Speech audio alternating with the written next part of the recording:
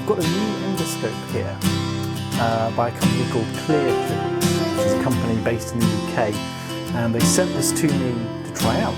So I don't get to keep it, unfortunately, but I like having new gear to play with. So I thought I'd test it out on this particular case.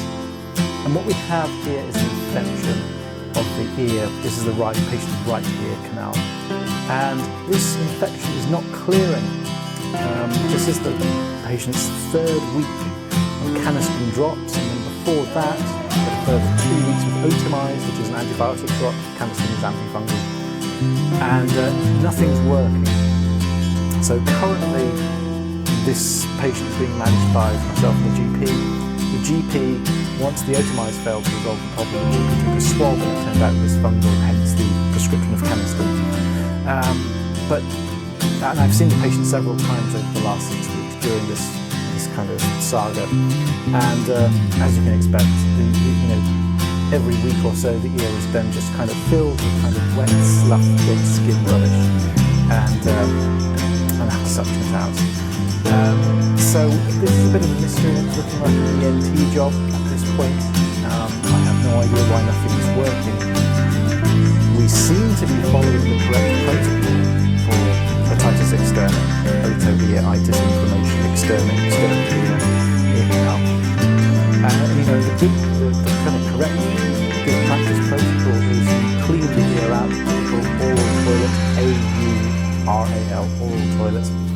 Cleaning the ear out, getting rid of as much dead skin, pus, whatever, exudate as much as you can, and then that paves the way for the medication from the doctor to do its work, to make contact with infected tissue and microorganisms and stuff, and of course taking away all of this dead skin denies those microorganisms.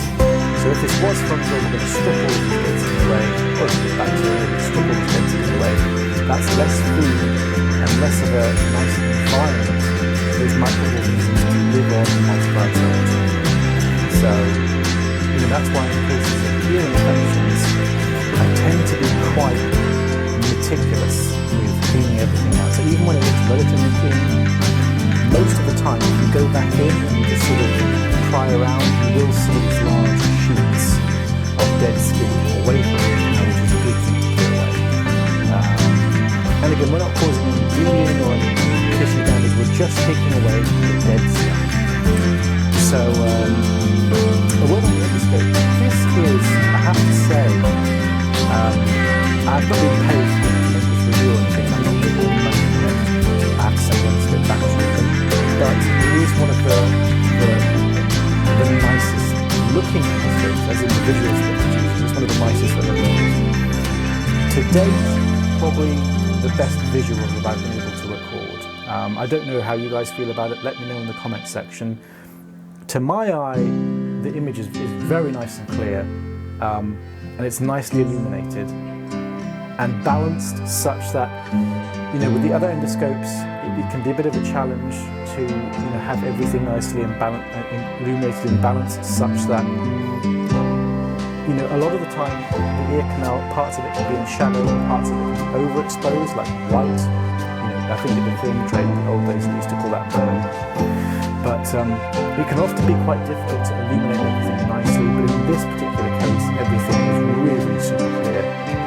I can, have the exposure settings down on quite minimal settings, which means I have a low ISO rate on the camera, so we don't get a grain image, we get quite a nice sharp image.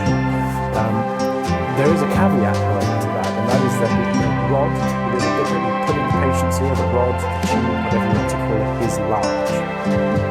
So the diameter of the rod is about 4 millimeters, which doesn't sound like much, but most of the videos that you see on the channel, they're shot with an endoscope that has a 2.7 millimeter diameter, so this is quite large in comparison.